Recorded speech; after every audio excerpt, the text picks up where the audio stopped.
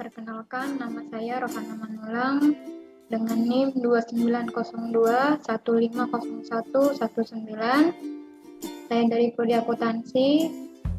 Saya akan mempresentasikan mata kuliah Bank dan Lembaga Keuangan dengan dosen pengampu Bapak Dimas Wijaksono, SE, MAK.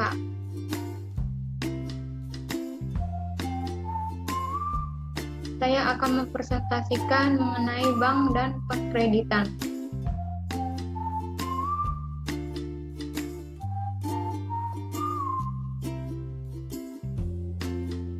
Pengertian bank. Apa yang dimaksud dengan bank?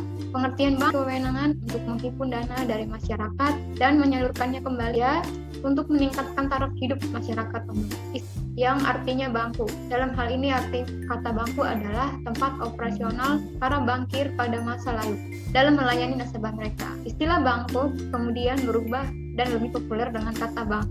Bank memiliki beberapa produk jasa keuangan yang dapat digunakan oleh masyarakat umum. Beberapa jasa pembayaran atau gaji, pensiun, dan lainnya. Jasa pengiriman uang atau transfer, jasa setoran atau pembayaran tagihan listrik, telepon, air, dan lainnya. Kartu kredit, dan lain-lain. Fungsi bank. Seperti yang telah disebutkan pada pengertian bank di atas, fungsi bank adalah sebagai lembaga yang memiliki wewenang untuk menghimpun dari masyarakat serta menyalurkannya kembali kepada masyarakat untuk beragam tujuan. Selain itu, ada 3 fungsi bank secara spesifik, yaitu yang pertama, agent of trust, kegiatan perbankan kepercayaan terus dari masyarakat. Jika masyarakat sudah percaya kepada bank, maka mereka tidak akan ragu untuk menitipkan dana miliknya di bank. Rasa percaya masyarakat bahwa dana yang mereka titipkan di bank akan selalu aman dan dapat dicairkan kapan saja. Begitu juga sebaliknya. Dalam menyalurkan dana titipan tersebut kepada masyarakat dalam bentuk pinjaman adalah berlandas berkepercayaan. Yang kedua, agent of development. Dalam kegiatan perekonomian ada 2 hal yang tidak bisa dipisahkan, yaitu sektor real dan sektor moneter.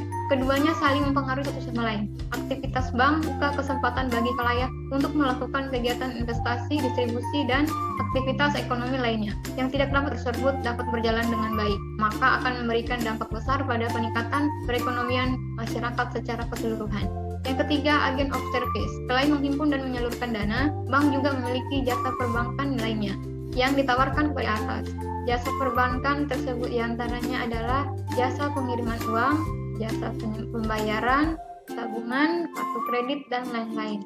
Tujuan bank. Secara umum, tujuan perbankan Indonesia adalah untuk membantu pelaksanaan pembangunan nasional yang demi meningkatkan kesejahteraan masyarakat. Berdasarkan tujuan tersebut, maka bank di Indonesia wajib melaksanakan tugas dan fungsinya dengan baik, berlandaskan demokrasi ekonomi. Pada dasarnya kegiatan perekonomian dan pembangunan di Indonesia sangat erat hubungannya dengan perbankan. Jadi, jika selama ini kamu berpikir bahwa bank bertujuan hanya untuk mendapatkan keuntungan sebesar-besarnya, maka kamu salah besar. Jenis-jenis bank. Dalam Undang-Undang Perbankan disebutkan bahwa kegiatan perbankan di Indonesia dapat dibagi menjadi beberapa jenis dari berbagai segi, yaitu yang pertama bank sentral, yaitu sebuah badan keuangan milik negara yang bertanggung jawab dalam mengatur dan mengawasi berbagai kegiatan di lembaga-lembaga keuangan dan memastikan agar kegiatan badan-badan keuangan tersebut dapat meningkatkan stabilitas ekonomi.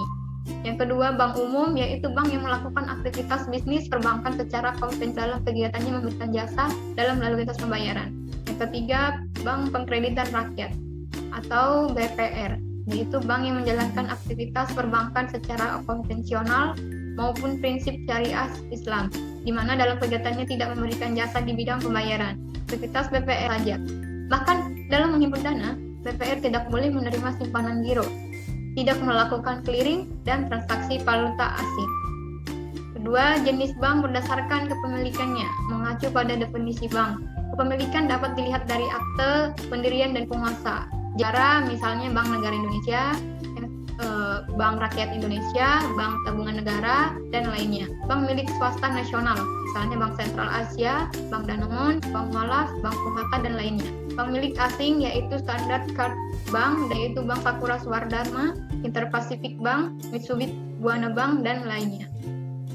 Yang ketiga, jenis bank berdasarkan statusnya. Maksudnya adalah ukuran kemampuan sebuah bank dalam memberikan pelayanan kepada masyarakat dari segi jumlah produk modal, kualitas pelayanan, dan jenis bank ini diantaranya bank devisa, yaitu bank yang dapat berhubungan dengan mata uang asing. Misalnya transfer ke luar negeri, travelers, sequin, inkasso ke luar negeri. Terus yang kedua itu ada bank non devisa, yaitu bank yang memiliki hak untuk melakukan transaksi sebagai bank devisa dengan wilayah operasional terbatas pada berdasarkan cara menentukan harga. Bank dengan prinsip konvensional, yaitu bank yang menggunakan metode penetapan harga sesuai tingkat suku bunga atau split base dan menghitung biaya-biaya yang diperlukan. Prinsip syariah, yaitu bank yang menerapkan aturan perjanjian sesuai hukum Islam dalam penyimpanan dana pembiayaan atau kegiatan lainnya. Selanjutnya kita akan membahas mengenai arti kata pengkreditan dalam Kamus Besar Bahasa Indonesia, yaitu KBBI, pengkreditan. Kita akan masuk mengenai pengkreditan. Mungkin dalam kata pengkreditan dalam Kamus Besar itu adalah perbuatan mengkreditkan. Pengertian kredit menurut istilah perbankan kredit, baik sebagai kegiatan transaksi ataupun jenis kartu yang diterbitkan oleh pihak bank. Kata kredit sendiri mengadaptasi dari bahasa Latin, yakni crede, yang artinya ialah percaya dalam bahasa Indonesia dan trust atau to believe dalam bahasa Inggris. Oleh sebab itu, dasar perbankan memberikan kredit adalah kepercayaan. Menurut Undang-Undang Perbankan Nomor 10 Tahun 1998, istilah ini diartikan sebagai tagihan atau penyediaan uang yang dapat dipersamakan dengan hal tersebut, di mana terdapat kesepakatan yang mendebitur serta mewajibkan peminjaman melunasi hutangnya dalam periode waktu tertentu, ditambah dengan pemberian jasa atau bunga. Dari pengertian di atas dapat kita simpulkan bahwa terdapat beberapa kepercayaan. Sesuai dengan asal-muasal kata kredit, juga pengertian menurut Undang-Undang Perbankan, kegiatan pemberian kredit didasarkan pada rasa kepercayaan.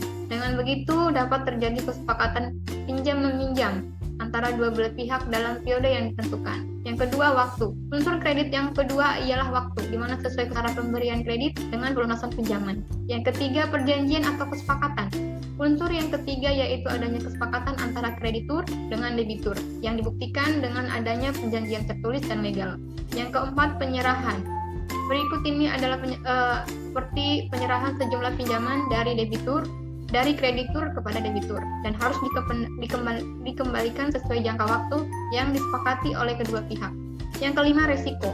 Meski tidak disebutkan secara langsung dan jelas, akan dapat dihindari selama rentang waktu antara pemberi pinjaman hingga pelunasan akan dapat kemungkinan resiko yang terjadi, seperti kredit macet ataupun pelunasan kesepakatan akan selalu ada poin antisipasi akan timbulnya resiko ini. Kredit yang diberikan oleh bank kini juga hadir dalam bentuk yang lebih praktis, yaitu melalui layanan kartu kredit. Anda bisa melakukan transaksi pembelian menggunakan kartu tersebut, baru membayarnya tagihan pada pihak bank di waktu. Dari pengertian yang dijabarkan menurut Undang-Undang Perbankan memunculkan unsur-unsur dalam perjanjian. Unsur-unsur tersebut yaitu menyediakan uang yang bisa dipersamakan dengan hal itu, artinya pinjaman bisa dengan uang tunai dalam mata uang rupiah maupun falas, overdraft, factoring, maupun take over. Kemudian didasarkan pada persetujuan kedua belah pihak dalam transaksi pinjaman-meminjam untuk mengesahkan perjanjian tersebut kesepakatan pembuatan yang halal. Kemudian pihak meminjam wajib melunasi hutang dan dalam jangka waktu tertentu yang sudah disepakati. Kemudian di mana kewajiban tersebut merupakan konsekuensi logis dari akad utang piutang atau pinjam-meminjam. Selanjutnya, jumlah pelunasan disertai dengan bunga pinjaman. Bunga pinjaman menjadi pengganti atau balas jasa kepada kreditur atas sejumlah pinjaman yang sudah diberikan kepada debitur. Arti kredit menurut ilmu akuntansi. Untuk mendampingi kolom debit secara umum dan sederhana, kredit diartikan sebagai transaksi pengeluaran, namun untuk kepentingan penyusunan laporan keuangan, pengertiannya tidak sederhana itu. Terdapat beberapa detail yang harus dipahami agar dapat berguna adalah kolom tempat pencatatan utang, juga ekuitas yang dalam keadaan meningkat atau sedang bertambah. Kolom kredit biasanya pada sisi kanan dari buku akun. Ketika aset atau kewajiban terletak pada kolom kredit, artinya adalah terjadi penyusutan nilai. Sebaliknya, debit berarti dua akun tersebut sedang mengalami penurunan nilai, baik ekuitas, utang, laba, juga penjualan.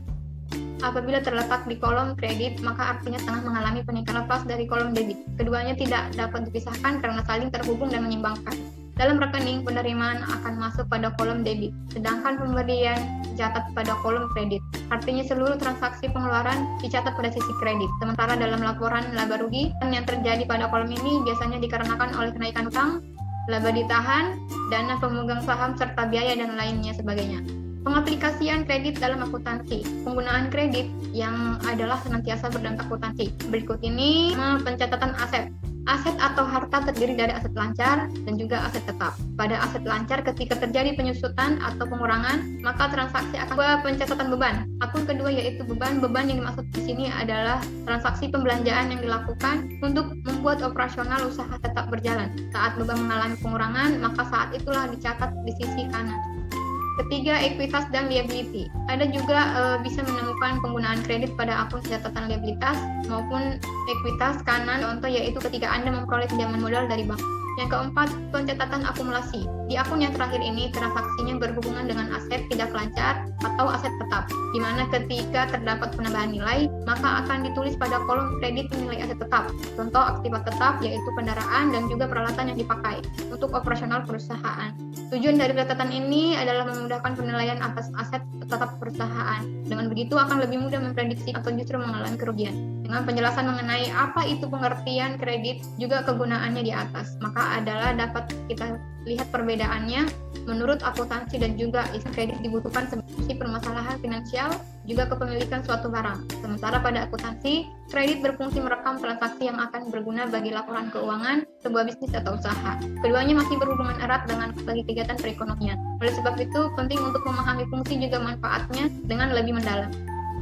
Untuk presentasi yang saya presentasikan, materinya saya ambil dari sumber www.maxsmartphone.com, yaitu mengenal ID blok pengertian kredit.